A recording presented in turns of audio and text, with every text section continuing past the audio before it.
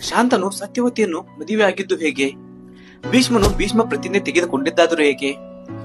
ಭೀಷ್ಮನು ಹುಟ್ಟಿ 25 ವರ್ಷಗಳ ನಂತರ ಅವನು ಹಸ್ತಿನಾಪುರಕ್ಕೆ ಹಿಂದಿರುಗುತ್ತಾನೆ. ಆಗ ಶಾಂತನು ಅವನನ್ನು ಯುವರಾಜನಾಗಿ ಘೋಷಣೆ ಮಾಡುತ್ತಾನೆ. ಇದನ್ನು ಅರಿಯದ ಸತ್ಯವತಿ ಶಾಂತನಿಗೆ ಮೊದಲೇ ಮದುವೆ ಆಗಲು ಒಪ್ಪಿರುತ್ತಾಳೆ.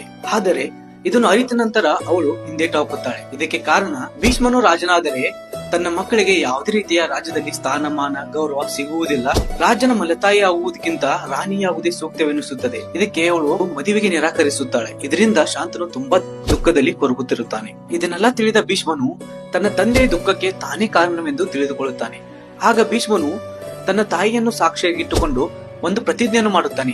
ಅದೇನೆಂದರೆ, ಹಸ್ತಿನಾಪುರದ ರಾಜನಾಗಿ ಅಲ್ಲದೆ ದಾಸನಾಗಿ ಸತ್ಯವತಿ ಮಕ್ಕಳಿಗೆ ರಾಜ್ಯವನ್ನು ಕೊಟ್ಟು ಅವರ ಭವಿಷ್ಯಕ್ಕಾಗಿ ಅಜೀವನ ಬ್ರಹ್ಮಚಾರ್ಯವನ್ನು ತೆಗೆದುಕೊಳ್ಳುವುದಾಗಿ ಹೇಳುತ್ತಾನೆ. ಅದಕ್ಕೆ ಅವರನ್ನು ಭೀಷ್ಮ ಪಿತಾಮಹ ಎಂದು ಕೂಡ ಕರೆಯುತ್ತಾರೆ. ಈ ರೀತಿ ಶಾಂತನು ಹಾಗೂ ಸತ್ಯವತಿಯ ಮದುವೆ ಆಗುತ್ತದೆ. ಈ ಪ್ರತಿಜ್ಞೆಯಿಂದ ಭೀಷ್ಮನಿಗೆ ಅವರ ತಂದೆಯಿಂದ ಇಚ್ಛಾ ಮೃತ್ಯು ವರವೂ ಕೂಡ ದೊರೆಯುತ್ತದೆ. ಈ ವಿಡಿಯೋ ನಿಮ್ಗೆ ಏನಾದ್ರೂ ಇನ್ಫಾರ್ಮೇಟಿವ್ ಅನ್ಸಿದ್ರೆ ಆದಷ್ಟು ಶೇರ್ ಮಾಡಿ, ಸಪೋರ್ಟ್ ಮಾಡಿ.